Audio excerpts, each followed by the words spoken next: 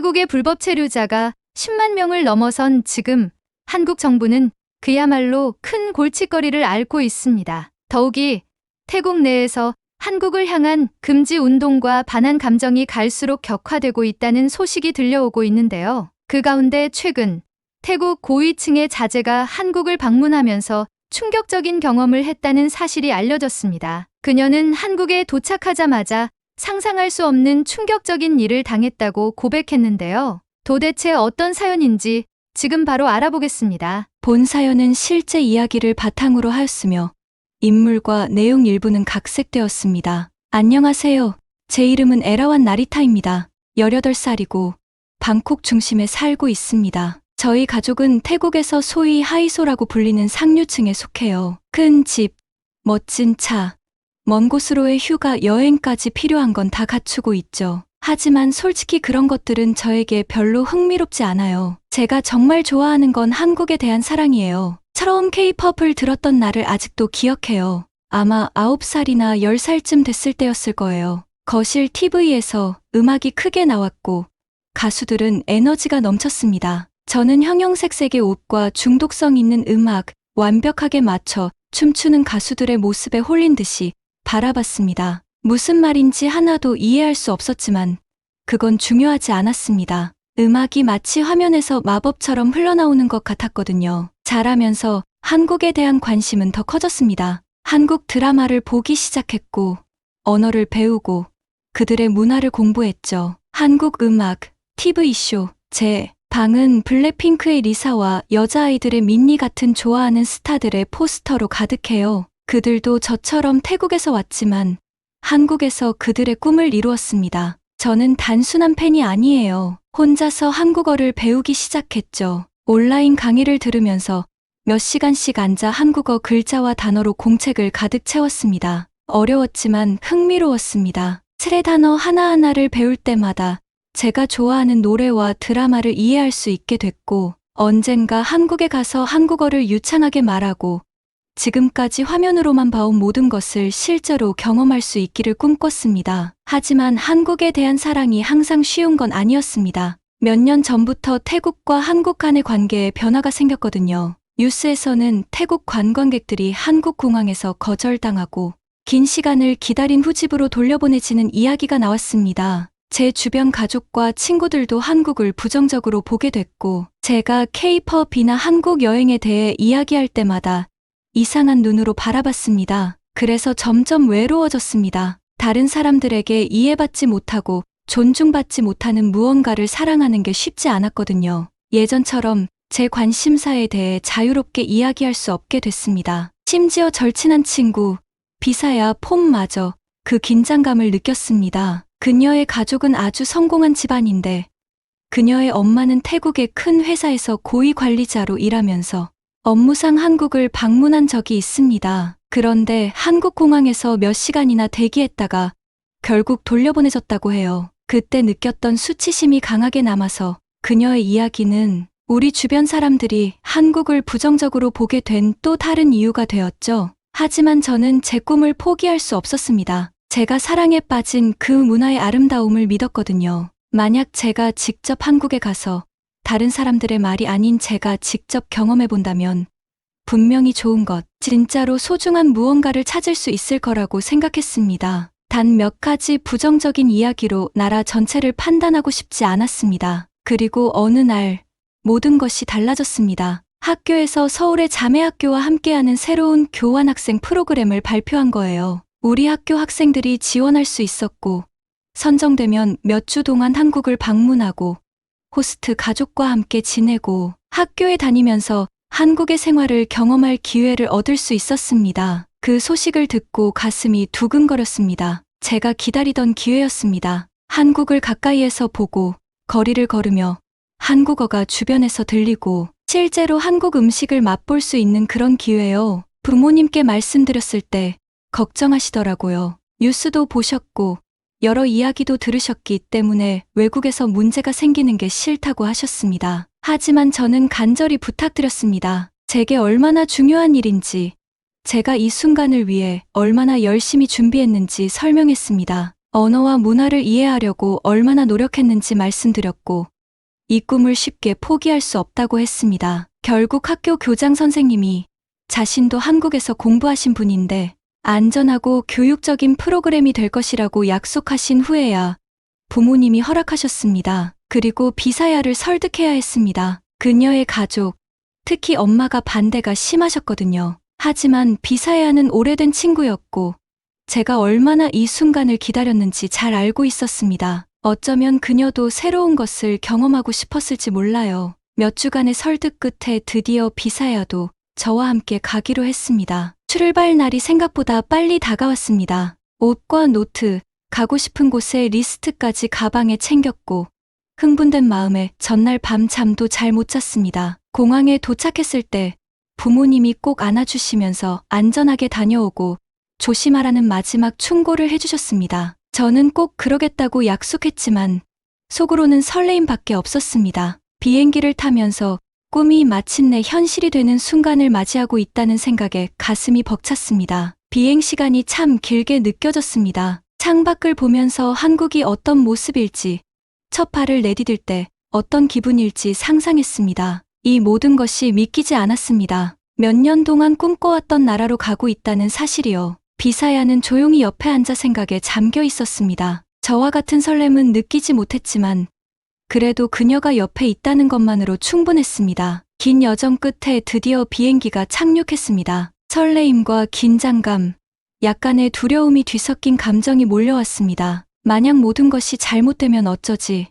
내가 준비가 안 된 건 아닐까? 하지만 그런 생각을 억누르며 이 순간을 놓치지 않으리라 결심했습니다. 입국 심사대로 다가갈 때 심장이 점점 빨리 뛰는 게 느껴졌습니다. 공항은 제가 상상했던 것보다 더 크고 분주했습니다. 사람들은 짐 가방을 끌고 바쁘게 지나갔고 여러 언어가 섞인 목소리들이 공기를 가득 메우며 사방에서 방송이 울려 퍼졌습니다. 설렘과 안도의 감정이 뒤섞인 상태로 심장이 계속 빠르게 뛰고 있음을 느꼈습니다. 드디어 한국에 도착했습니다. 터미널을 걸으며 주위를 둘러봤습니다. 모든 것이 깔끔하고 정돈되어 보였습니다. 표지판은 한국어와 영어로 되어 있었고 제가 배운 한국어 단어들이 눈에 들어왔습니다. 책에서 보던 글자가 실제로 눈앞에 있으니 신기하게도 더 강렬하게 느껴졌습니다. 입국 심사를 마치고 짐을 찾아 자매 학교 학생들과 호스트 가족을 만나기 위해 출구로 향했습니다. 가방 손잡이를 꼭 쥐고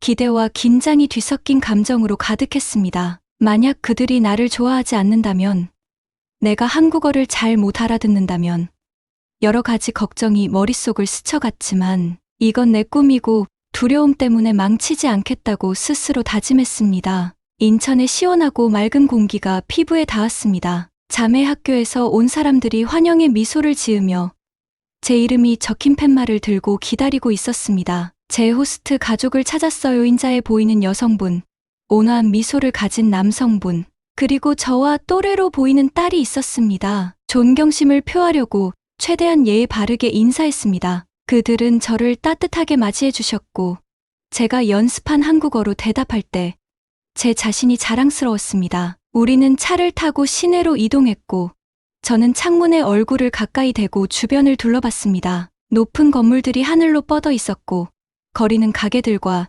형형색색의 간판들로 가득했습니다. 드라마에서 보던 장면 같았지만 실제로 이곳에 있으니 훨씬 더 실감났습니다. 색깔, 소리, 빛제가 꿈꾸던 세계에 와 있었습니다. 호스트 가족의 아파트에 도착했을 때 예상보다 아늑하고 따뜻한 분위기에 놀랐습니다. 방콕의 저희 집보다는 작았지만 편안함이 느껴졌습니다. 가족은 저를 제 방으로 안내해줬고 작은 침대와 책상, 그리고 도시가 내려다 보이는 창문이 있는 공간이었습니다. 제 가방을 내려놓고 깊게 숨을 들이마셨죠. 앞으로 몇 주간 여기서 지낼 거예요. 그날 저녁, 우리는 저녁 식사를 위해 식탁에 모였습니다. 호스트 가족이 김치, 밥, 불고기 등 여러 가지 한국 음식을 준비해 주셨는데 방 안 가득한 향이 입맛을 돋웠습니다. 한국 음식은 먹어본 적이 있었지만 이건 달랐습니다. 집에서 만든 맛이었으니까요. 첫 번째 한 입을 먹자마자 매콤하고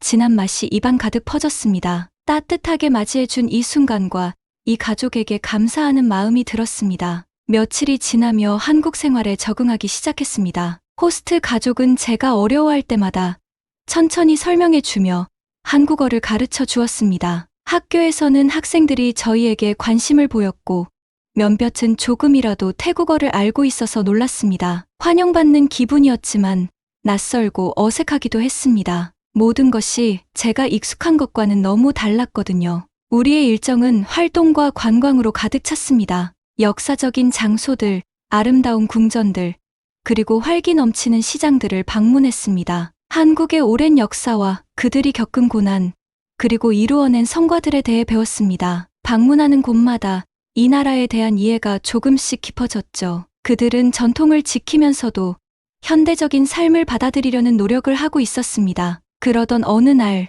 제게 큰 변화를 가져다 준 사건이 일어났습니다. 그날 우리는 서울의 유명한 장소 중 하나인 한강에 가기로 되어 있었습니다. 가족과 친구들이 여유롭게 쉬고, 놀고, 피크닉을 즐기는 곳이에요. 사진으로만 보던 곳이었지만 실제로 그곳에 있으니 느낌이 달랐습니다. 햇빛에 반짝이는 물, 웃고 떠드는 사람들 모든 것이 평화로웠고 마음껏 숨을 들이쉬며 그 순간을 만끽할 수 있는 완벽한 장소였습니다. 우리가 피크닉 준비를 하고 있을 때 가까운 곳에 앉아 있는 작은 가족을 보게 되었습니다. 왠지 익숙한 느낌이 들어서 보니 그들이 태국에서 온 것 같았습니다. 두 아이가 노는 모습을 지켜보는 엄마의 얼굴이 피곤하고 지쳐 보였습니다. 아빠는 곁에 앉아 주변을 경계하듯 둘러보고 있었죠. 호기심에 용기를 내서 그들에게 다가가 인사했습니다. 제가 태국어로 말을 걸자 그들의 얼굴에 놀라움과 반가움이 스쳐갔습니다. 그들은 따뜻하게 저를 맞이해 주었고 우리는 대화를 나누기 시작했습니다. 이야기를 나누다 보니 그들의 이야기는 제게 깊은 인상을 남겼습니다. 그들은 몇 년 전 한국에 왔다고 했습니다. 더 나은 삶을 꿈꾸며 이곳에 왔지만 코로나가 터지면서 태국으로 돌아갈 수 없게 되었고 비자가 만료되어 불법 체류자가 되었다고 했습니다. 매일 불안에 떨며 지내고 잡히면 태국으로 돌아가게 될까 두려워하며 살고 있었죠. 안정적인 직장을 구할 수 없었고 아이들도 학교에 다닐 수 없었습니다. 하지만 그들은 이런 어려움 속에서도 아이들에게 더 나은 미래를 주기 위해 한국에 머무르는 걸 택했다고 했습니다. 저는 그들의 이야기를 들으며 제 삶과는 너무나 다른 그들의 삶의 놀라움을 금치 못했습니다. 뒤돌아보면서 그들이 살아가야 하는 환경을 생각해 보니 늘 불안 속에서 진정한 안전을 느끼지 못하고 산다는 게 얼마나 힘든 일일지 가늠이 안 되었습니다. 저처럼 꿈을 안고 이곳에 왔지만 그들의 여정은 너무나 달랐습니다. 호스트 가족은 저를 정말 친절하게 대해주었고 집에서처럼 편안하게 지낼 수 있도록 해주었습니다. 그들은 제가 한국의 평범한 10대처럼 하루를 시작하는 법을 알려주었죠. 아침 식사는 종종 간단하지만 맛있는 식사였어요. 밥, 국, 그리고 김치나 양념한 채소, 때로는 생선과 같은 반찬들. 집에서 먹던 음식과는 달랐지만 한국 음식 특유의 맛에 금방 익숙해졌습니다. 한 끼 한 끼가 작은 모험처럼 느껴졌고 제가 경험해보지 못한 새로운 맛과 식감을 즐길 수 있었죠. 아침 식사 후에는 호스트 자매인 선희와 함께 학교에 갔습니다. 학교로 걸어가는 길은 하루 중 제가 가장 좋아하는 시간 중 하나였습니다. 사람들은 활기차게 움직이며 일터로 향하고 학생들은 학교로 서둘러 가고 가게 주인들은 하루를 준비하느라 분주했습니다. 도시가 활기차게 살아나는 모습을 보는 게 너무 좋았습니다. 모두가 목적과 열정을 가지고 움직이고 있었죠. 학교는 제가 태국에서 다니던 학교와 많이 달랐습니다. 건물도 더 크고 최신 기술로 가득한 현대적인 교실들이 있었습니다. 학생들은 단정하고 깔끔한 교복을 입고 복도를 질서 있게 움직였죠. 교실에서부터 급식실까지 학교 전체가 학습과 성장에 집중하고 있다는 느낌이 들었습니다. 수업을 통해 한국 교육 시스템을 직접 경험할 수 있었습니다. 선생님들은 엄격하지만 친절하셨고 학생들에게 많은 기대를 하고 있었습니다. 처음엔 따라가는 게 힘들었습니다. 한국 학생들은 정말 집중력이 강하고 성실했거든요. 쉬는 시간마다 열심히 공부하고 빠르게 노트를 필기하면서 모든 것에 주의를 기울였습니다. 그들의 헌신적인 모습에 감탄했습니다. 그들의 노력에 자극을 받아 저도 더 열심히 하고 싶다는 생각이 들었죠. 어느 날은 특별한 STEM 수업에서 로봇공학과 프로그래밍을 배우는 시간이 있었습니다. 태국에서는 주로 암기식 교육에 집중하는 편이었는데 여기서는 창의력과 문제 해결 능력을 중요하게 여겼습니다. 학생들은 스스로 생각하고 새로운 것을 시도하고 실수를 통해 배우도록 격려받았습니다. 제 반 친구들은 작은 로봇을 만들고 프로그래밍에서 특정 방향으로 움직이거나 명령에 따라 반응하도록 했죠. 모든 학생들이 수업에 몰두하고 작업할 때 얼굴이 빛나는 걸 보면서 정말 놀랐습니다. 수업이 쉽지 않았지만 최선을 다해 따라가려고 했습니다. 로봇 공학에 대해 잘 알지 못했지만 친구들은 인내심을 가지고 제가 어려워하는 부분을 도와주었습니다. 한 친구가 간단한 경로를 따라가도록 로봇을 프로그래밍하는 방법을 보여줬고 로봇이 테이블을 가로질러 움직이며 정확히 우리가 지시한 곳에서 멈추는 모습을 보면서 작지만 큰 성취감을 느꼈습니다. 학교가 끝나면 선희와 함께 종종 도시를 탐험하곤 했습니다. 선희는 자신의 나라에 자부심이 있었고 저를 여러 곳으로 데려가 한국을 소개해주는 걸 좋아했습니다. 우리가 가는 곳마다 새로운 것과 오래된 것이 공존하는 모습을 볼 수 있었습니다. 현대적인 빌딩들이 전통적인 한국 가옥 옆에 서 있었고 구불구불한 지붕과 나무 기둥이 도시의 세련된 마천루와 대비를 이루었습니다. 제가 가장 좋아했던 장소 중 하나는 도시 한 구석에 자리 잡은 전통 찻집이었습니다. 안에 들어서면 평화롭고 차분한 분위기가 감돌았습니다. 우리는 바닥에 놓인 방석에 앉아 따뜻한 차와 달콤한 떡을 먹었습니다. 찻집에는 섬세한 종이 등불과 나무 조각들로 장식이 되어 있어서 마치 다른 세상에 들어온 것 같았습니다. 번잡한 도시 거리와는 멀리 떨어진 느낌이었고 그곳에서 제 경험을 돌아보며 잠시나마 생각에 잠길 수 있었습니다. 어느 날 오후 활기 넘치는 시장 거리를 걷다가 수공예품을 팔고 계신 할머니들 무리를 보게 되었습니다. 손은 거칠고 주름져 있었지만 눈빛은 생기 넘쳤습니다. 할머니들은 따뜻하게 저를 맞아 주었고 정성 들여 만든 아름다운 가방, 스카프, 장신구들을 보여주셨습니다. 그분들의 친절함에 감동해서 이 특별한 순간을 기념하기 위해 작은 팔찌 하나를 샀습니다. 이런 경험들은 저에게 한국에 대해 많은 것을 가르쳐 주었고 동시에 제 나라에 대해 생각하게 만들었습니다. 한국이 과거에 겪었던 수많은 어려움을 딛고 현대적인 선진국으로 성장한 모습을 보면서 왜 태국도 비슷한 길을 걸을 수 없을까 하는 생각이 들었습니다. 두 나라 모두 아름다운 문화와 풍부한 역사를 가지고 있지만 한국은 전통과 발전을 독특하게 균형 있게 이루어냈습니다. 태국도 한국처럼 교육, 기술, 공동체에 대한 헌신을 통해 배울 점이 많다고 생각했습니다. 어느 저녁, 이 생각을 호스트 가족과 나눴습니다. 가족은 제 말을 진지하게 들어주었고 고개를 끄덕였습니다. 호스트 어머니께서는 한국의 발전이 쉽지 않았고 오랜 시간에 걸쳐 많은 노력과 희생, 그리고 국민들의 단합이 필요했다고 설명해 주셨습니다. 어려운 시기를 지나며 서로를 지지하고 더 나은 미래를 위해 함께 노력했다고 하셨죠. 그 말씀이 마음에 깊이 남았고 한국의 성공이 단지 돈이나 기술 때문이 아니라는 것을 깨달았습니다. 그것은 사람들의 노력과 결심에서 비롯된 것이었습니다.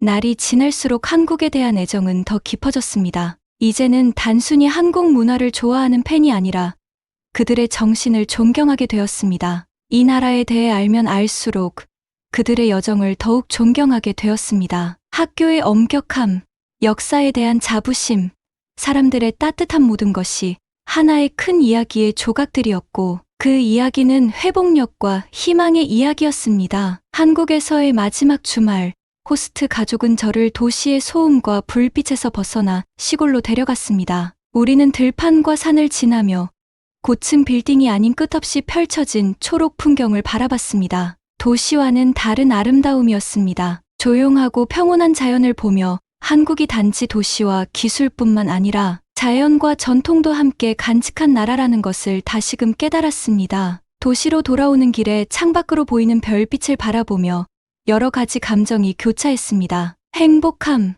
아쉬움, 그리고 평온함이었죠. 한국에서의 시간이 끝나가고 있었지만 이곳에서의 추억은 영원히 저와 함께할 거예요. 마지막 월요일, 저는 평소처럼 호스트 자매 선희와 함께 학교로 걸어갔습니다. 이제는 익숙해진 거리들 모퉁이에 있는 작은 빵집, 문을 여는 가게들, 사람들이 서로 인사하는 소리. 저는 이곳의 일부가 된 듯했고, 마치 여기에 속해 있는 듯한 기분이 들었습니다. 이 모든 기억들을 소리와 냄새까지도 모두 기억하고 싶었습니다. 마치 그 기억을 붙잡고 있으면 한국을 떠나더라도 계속 간직할 수 있을 것만 같았습니다. 그날 선생님들은 우리 교환학생들을 위한 특별한 환송식을 준비해 주셨습니다. 모든 학생들이 강당에 모였고 우리는 학교로부터 작은 선물을 받았어요. 한국 문화를 다룬 책과 선생님들이 직접 손으로 쓴 편지였습니다. 그 편지에는 저희 앞날에 대한 응원의 메시지가 담겨 있었습니다. 선물을 들고 있는 순간 목에 뭉클함이 느껴졌습니다. 이곳에 정이 들었고 이제 곧 떠나야 한다는 게 실감이 났습니다. 남은 며칠 동안은 제가 좋아하는 장소들을 마지막으로 방문했습니다. 선희와 저는 좋아하는 찻집에 다시 한번 갔습니다. 찻집의 은은한 종이등, 차를 따르는 소리, 조용히 대화를 나누는 다른 손님들의 소리. 이곳은 제게 특별한 장소가 되었고 한국에서의 생각과 감정을 되돌아볼 수 있는 고요한 공간이었습니다. 찻집을 나와 붐비는 거리를 걸으며 태국에 있는 가족을 위한 선물을 사기 위해 여러 상점과 작은 노점들을 둘러봤습니다. 어머니를 위한 작은 도자기 컵, 아버지를 위한 스카프, 그리고 비사야를 위한 작은 장신구까지 마지막으로 몇 가지 선물을 골랐습니다. 이 선물들로 제가 한국에서 느낀 감정을 가족에게 조금이나마 전할 수 있기를 바랐습니다. 어느 저녁, 호스트 가족은 저를 서울의 명소인 남산타워로 데려갔습니다. 산을 오르기 위해 케이블카를 타고 올라가면서 도시의 전경을 내려다봤습니다. 타워 꼭대기에 도착하자 펼쳐진 야경이 숨이 멎을 만큼 아름다웠습니다. 어둠 속에서 반짝이는 불빛들이 끝없이 펼쳐져 있었습니다. 마치 꿈 속에 있는 것 같았죠. 그곳에서 서울을 내려다보며 지금까지의 경험과 배운 것들을 되새겼습니다. 이제 한국은 단순한 장소가 아니었습니다. 그것은 추억과 순간들이 모인 저를 변화시킨 특별한 곳이 되었죠. 만난 사람들, 방문한 장소들, 배운 교훈들 모두가 감사하면서도 조금은 아쉬웠습니다. 곧 떠나야 한다는 현실이 다가왔으니까요. 저는 한국의 일부분을 마음속에 간직한 채 돌아가게 되었어요. 언제나 제 마음속에 남아있을 소중한 조각을요. 그날 저녁, 호스트 가족은 저를 위해 특별한 저녁 식사를 준비해 주었습니다. 식사를 하면서 따뜻함과 감사함이 마음속에 차올랐습니다. 이 가족은 저를 가족처럼 대해 주었고 삶의 일부를 나누어 주었습니다. 그들이 너무 그리울 거예요. 하지만 이번 작별이 끝이 아니라는 걸 알았습니다. 어디에 가든 이 연결을 간직하고 갈 거니까요. 식사 후 방으로 돌아가 짐을 마저 쌌습니다. 제 가방에는 옷과 기념품뿐만 아니라 기억들이 가득 차 있었어요. 웃음, 친절, 그리고 우정의 추억들. 방을 마지막으로 둘러보며 모든 디테일을 마음속에 새기고 싶었습니다. 이 작은 공간은 제게 집이 되어 주었고 제가 꿈꾸고 돌아볼 수 있는 안전한 장소였습니다. 이곳이 그리울 거예요. 하지만 이제 이 기억들을 태국으로 가져가 사랑하는 사람들과 나눌 준비가 되었습니다. 다음 날 아침,